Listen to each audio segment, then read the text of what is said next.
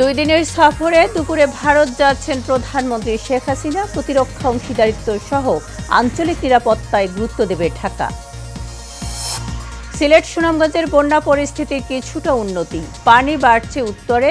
ভারী বৃষ্টিপাতে কক্সবাজারে পাহাড় ধসে স্বামী স্ত্রীর মৃত্যু। এবং চিরচেনা রূপে ফিরতে শুরু করেছে ঢাকা। ঈদের ছুটি কাটিয়ে রাজধানীতে ফিরছেন কর্মজীবীরা। ঈদ যাত্রায় স্বস্তি প্রকাশ।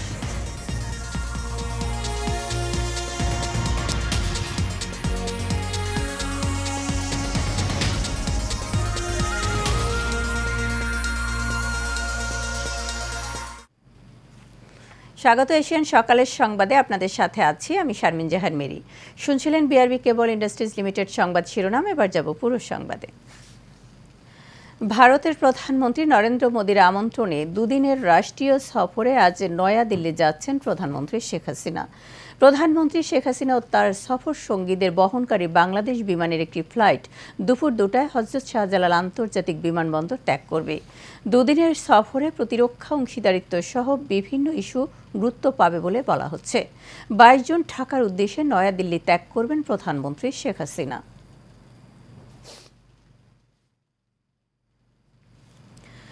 বন্যা দুর্গত এলাকায় মানুষের পাশে দাঁড়াতে ত্রাণ কার্যক্রম জোরদার করতে জনপ্রতিনিধি ও নেতাকর্মীদের আহ্বান জানিয়েছেন প্রধানমন্ত্রী শেখ হাসিনা। বৃহস্পতিবার বঙ্গবন্ধু এভিনিউ আওয়ামী লীগের যৌথ সভায় একথা জানান আওয়ামী লীগ সাধারণ সম্পাদক ওবায়দুল কাদের। ওবায়দুল কাদের আরও বলেন, বিএনপি ভারতের সঙ্গে বৈরী সম্পর্ক তৈরি করে দেশের ক্ষতি করেছিল, যা আওয়ামী লীগ করবে না। বিস্তারিত নূর মোহাম্মদ ভূঁইয়া রিপোর্টে। বঙ্গবন্ধু অ্যাভিনিউয়ে দলের কেন্দ্রীয় কার্যালয়ে ঢাকা মহানগর উত্তর দক্ষিণ, ঢাকা জেলা আওয়ামী লীগ ও সহযোগী সকল সংগঠনের সভাপতি ও সাধারণ সম্পাদকের সাথে যৌথ সভা করেন দলের সাধারণ সম্পাদক, সড়ক পরিবহন ও সেতুমন্ত্রী ওবায়দুল কাদের। আমাদের জাতীয় স্বার্থকে বিকিয়ে দিয়ে আমরা কারোর সাথে কোনো সম্পর্ক করি। প্রধানমন্ত্রী শেখ হাসিনা বন্যা দুর্গত এলাকায় ত্রাণ কার্যক্রম জোরদারের নির্দেশ দিয়েছে বলে জানান আওয়ামী লীগ সাধারণ সম্পাদক। মাননীয় প্রধানমন্ত্রী নিয়মিত সিলেট অঞ্চলে বন্যা পরিস্থিতি খোঁজখবর নিচ্ছেন এবং এ ব্যাপারে আওয়ামী লীগের নেতাকর্মীদের যাতে ত্রাণ কার্যে তারা অংশ নেন, উদ্ধার কাজ এবং ত্রাণ কাজে অংশগ্রহণের জন্য আহ্বান করেছেন। ভারতের সঙ্গে বৈরী সম্পর্কের জেরে বিএনপি দেশের ক্ষতি করেছে জানিয়ে আওয়ামী লীগ সাধারণ সম্পাদক বলেন, ভারসাম্যর কূটনীতিতে এগিয়ে যাবে দেশ। জাতীয় স্বার্থ বিক্রি করে সম্পর্ক রক্ষা করে না বর্তমান সরকার। কিন্তু বৈরীটা, যেটা জেনারেল জিয়াউর রহমান, খালেদা জিয়া তো ভারতে গিয়ে গঙ্গার পানি চুক্তির কথাই বলতে ভুলে গিয়েছিলেন। তারা ভারতের সাথে বৈরী সম্পর্ক সৃষ্টি করে বাংলাদেশেরই সবচেয়ে বেশি ক্ষতি করেছে, যেটা আমরা করতে চাই না। আমরা বন্ধুত্বপূর্ণ, ভারসাম্যমূলক, সম্মানজনক, পারস্পরিক আমরা কূটনীতি চাই। এ সময় আওয়ামী লীগের ৭৫তম প্রতিষ্ঠা বার্ষিকী উপলক্ষে 10 দফা কর্মসূচি ঘোষণা করেন ওবায়দুল কাদের।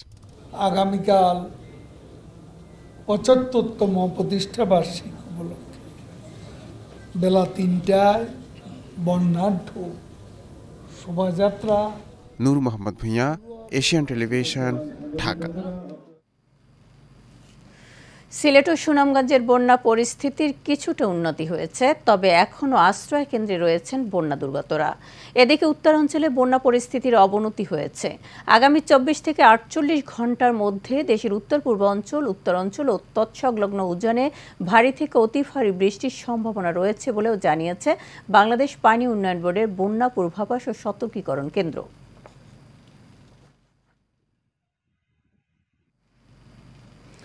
এদিকে কক্সবাজার শহরের বাদশাহখোনা এলাকায় পাহাড় ধসে দুজনের মৃত্যু হয়েছে। ভোররাত 4টার দিকে ওই দুর্ঘটনা ঘটে। নিহতরা হলেন আনোয়ার হোসেন ও তার স্ত্রী মাইমুনা আক্তার। স্থানীয়রা জানান, পাহাড়ের পাদদেশে বসবাস করতেন আনোয়ার হোসেনের পরিবার। রাতে ভারী বৃষ্টিপাত হওয়ায় ভোরে পাহাড় ধসে পড়ে তাদের উপর। এতে স্বামী স্ত্রীর মাটির নিচে চাপা পড়েন। পরে স্থানীয়রা তাদের উদ্ধার করে হাসপাতালে নিলে কর্তব্যরত চিকিৎসক মৃত ঘোষণা করেন।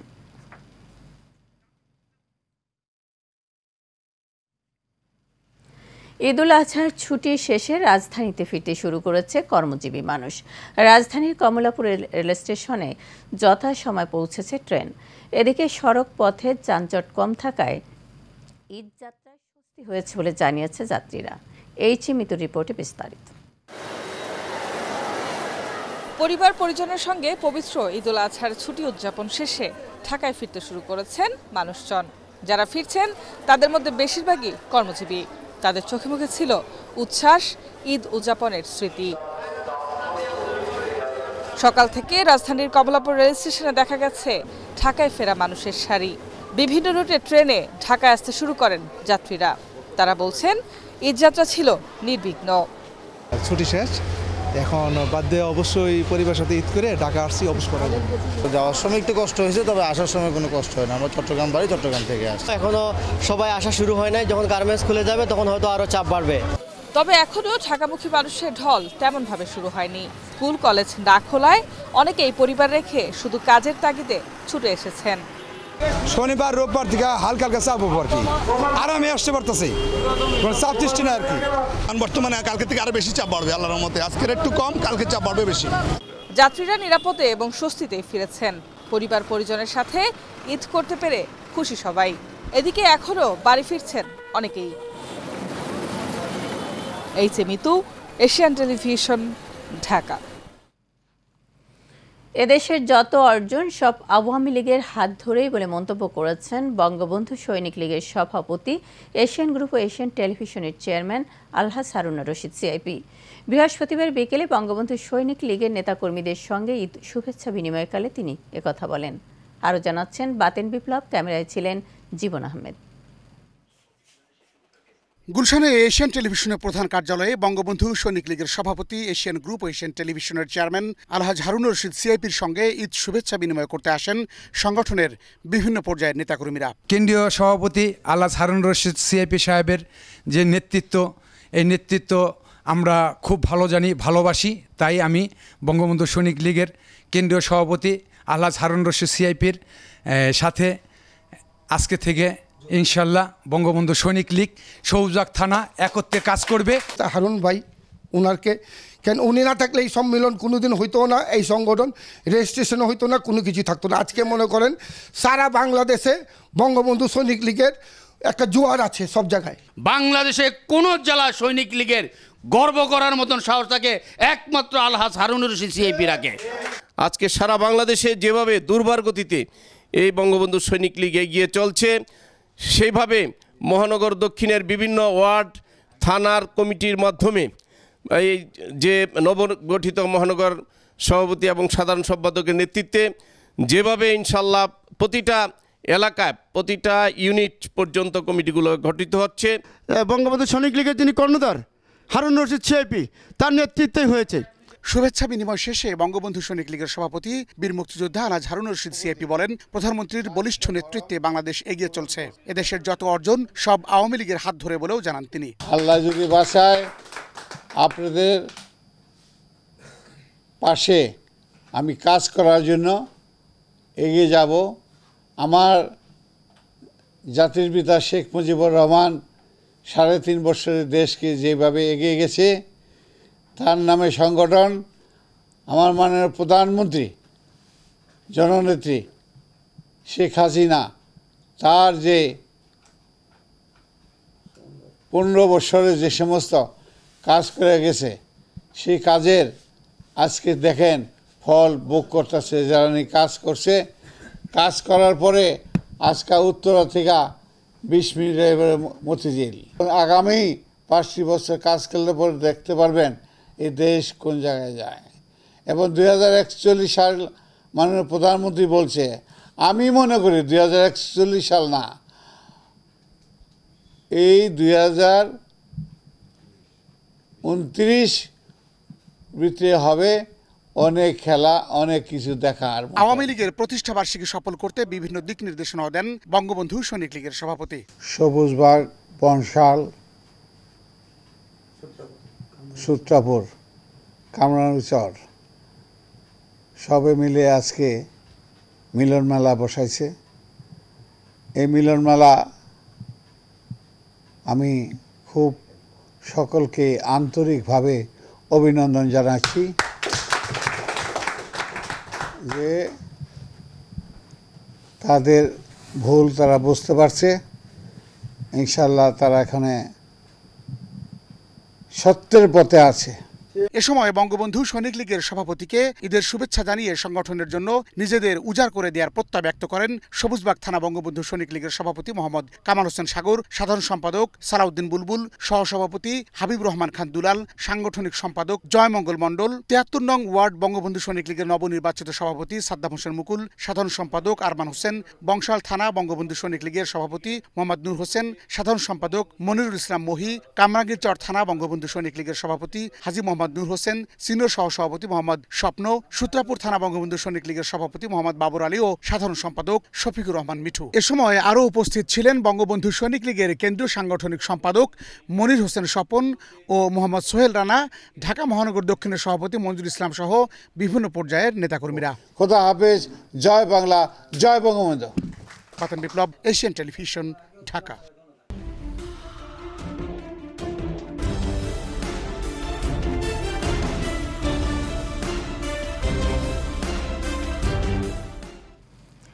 পানি সম্পদ প্রতিমন্ত্রী জাহিদ ফারুক বলেছেন, আগাম বন্যার কবল থেকে সিলেট ও সুনামগঞ্জকে রক্ষায় সুরমা নদী ড্রেজিং করা হবে। এজন্য নদী খননকে দেশের 9টি স্থানে ড্রেজিং স্টেশন তৈরি করা হচ্ছে। সিলেটের সাতি খাল পরিদর্শনকালে একথা জানান প্রতিমন্ত্রী। এ সময় তিনি জানান, সুনামগঞ্জেরও বন্যা পরিস্থিতি নিরসনে আরও 20টি নদী খনন প্রকল্পের আওতায় নেওয়া হয়েছে। একই সাথে নদী ভাঙন, পলিমাটি অপসারণে নিয়মিত নদী খনন করা হবে। মোট 30টি নদী খননে 2000 কোটি টাকা একনেকে পাশের অপেক্ষায় রয়েছে। এ সময় উপস্থিত ছিলেন সিটি কর্পোরেশনের মেয়র মোহাম্মদ আনোয়ারুজ্জামান চৌধুরী সহ অনেকে।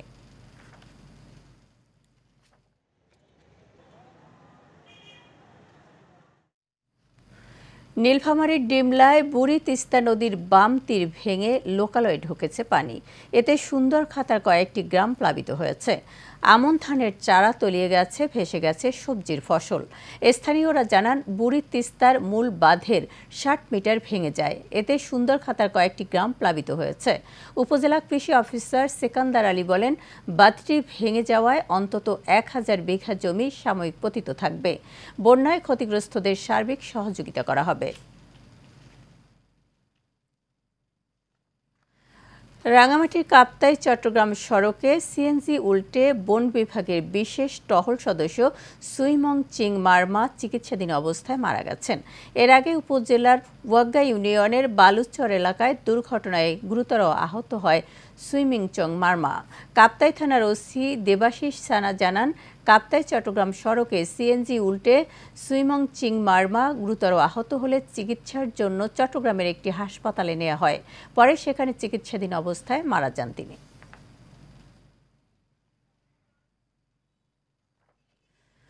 ঢাকা বরিশাল মহাসড়কের বিভিন্ন বাস স্ট্যান্ডে মোবাইল কোর্ট পরিচালনা করেছে গৌরনদী উপজেলা প্রশাসন।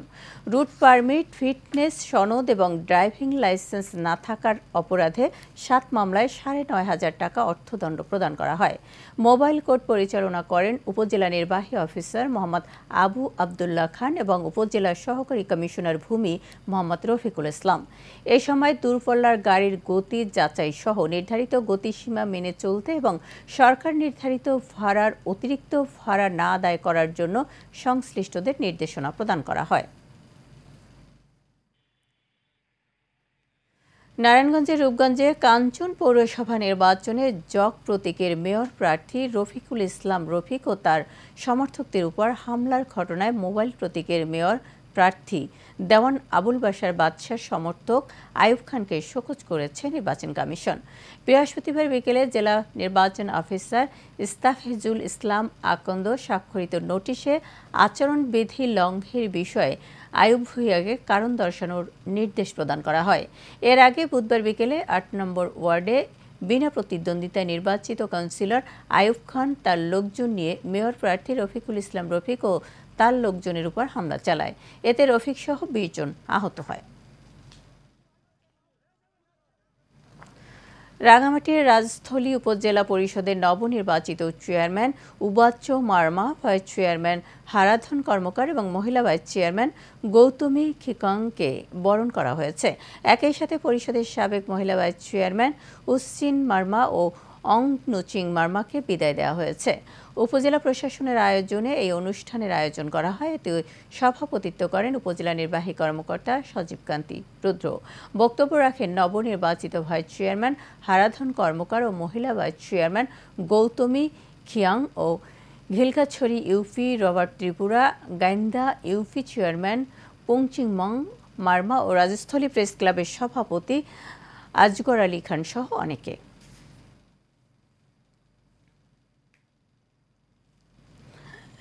কুড়িগ্রামের নাগেশ্বরী উপজেলার সন্তোষপুর ইউনিয়ন পরিষদের উপনির্বাচন সামনে রেখে স্থানীয়দের সাথে মতবিনিময় উঠান বৈঠক করেছেন চেয়ারম্যান প্রার্থী মোহাম্মদ আব্দুর রহিম শেখ। স্থানীয়রা জানান, এলাকার উন্নয়নে সব সময় পাশে পাওয়া যায় মোহাম্মদ আব্দুর রহিম শেখকে। তাই সন্তোষপুর ইউনিয়ন পরিষদের উপনির্বাচনে চেয়ারম্যান হিসেবে রহিমকে নির্বাচিত করতে চান তারা। এ সময় আব্দুর রহিম শেখ জানান, স্থানীয়দের পাশে থেকে সন্তোষপুর ইউনিয়নকে একটি স্মার্ট ইউনিয়ন পরিষদ হিসেবে গড়ে তুলতে চান তিনি। ভাই একজন ভালো মানুষ, সবাই মিলে ৬ নং সন্তোষপুর ইউনিয়নে ভোট আপদে বিপদে তিনি পাশে থাকে এবং সবাই মিলে তাকে ভোট দেব। চেনাটা আশা করি আসবে দেই, সবাই এনা চিন্তা ভাবনা করবেন যে চেনাটা যাতে জন আসি ইয়েক দিয়ে মেলা উপকার হবে। রহিম ভাই একজন ভালো লোক, সে ইয়ং ছেলেদের সাথে ভালো চলাফেরা করে এবং তার কোনোদিন খারাপ রেকর্ড পাই নাই। বিপদে অসহায় মানুষের পাশে এসে দাঁড়ায়, আমরা এটাই চাই। আমরা ৬ নং সন্তোষপুর ইউনিয়নবাসী এবং ১ নং ওয়ার্ডবাসী ওনাকে আমরা চেয়ারম্যান হিসাবে দেখতে চাই। এসো মিলি প্রাণের বন্ধনে, শিকড়ের টানে প্রিয় প্রাঙ্গণে, এই স্লোগানে জামালপুর সদর উপজেলার ঝাওলা গোপালপুর বহুমুখী উচ্চ বিদ্যালয়ে ২০০০ ব্যাচের পুনর্মিলনী অনুষ্ঠান হয়েছে। বিদ্যালয়ের ২০০০ ব্যাচের উদ্যোগে এর আয়োজন করা হয়। আহসান হাবিব জুয়েলের সভাপতিত্বে অনুষ্ঠানের প্রধান অতিথি হিসেবে উপস্থিত ছিলেন বাংলাদেশ চায়না পাওয়ার কোম্পানির পরিচালক AM খোরশিদুল আলম। উদ্বোধক হিসেবে ছিলেন ময়মনসিংহ মেডিকেল কলেজের সহকারী অধ্যাপক ডক্টর মোহাম্মদ কবির হাসান পারভেজ। প্রধান আলোচক ছিলেন প্রধানমন্ত্রীর কার্যালয়ের নির্বাহী কর্মকর্তা মোহাম্মদ আব্দুস সালাম। অনুষ্ঠান সঞ্চালনা করেন খোরশেদ আলম মিলন।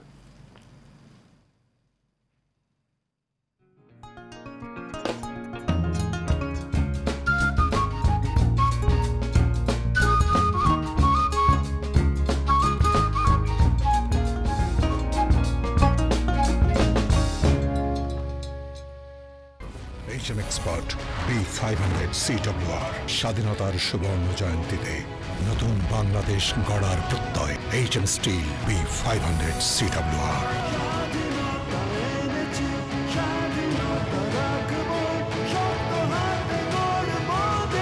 HM steel. এবার HM স্টিল চট্টগ্রাম সংবাদ। একটি সুস্থ সমাজ বিনির্মাণে একে অপরের সাথে সৌহার্দ্য সম্প্রীতি বৃদ্ধিতে ভ্রাতৃত্বের মেলবন্ধনের কোনো বিকল্প নেই। চট্টগ্রামের উত্তর কাট্টলিতে ঈদ পুনর্মিলনী উদযাপন অনুষ্ঠানে আওয়ামী লীগের নেতৃবৃন্দের সাথে ঈদের শুভেচ্ছা বিনিময়কালে কথা বলেন সাবেক প্যানেল মেয়র ও কাউন্সিলর ডক্টর নিসার উদ্দিন আহমেদ মঞ্জু। এ সময় আরও বক্তব্য রাখেন মহিলা আওয়ামী লীগের আহ্বায়ক জান্নাতুল নাইম চৌধুরী। তাদের বাসভবনে শুভেচ্ছা বিনিময় করতে আসেন এলাকার আওয়ামী লীগের নেতৃবৃন্দ।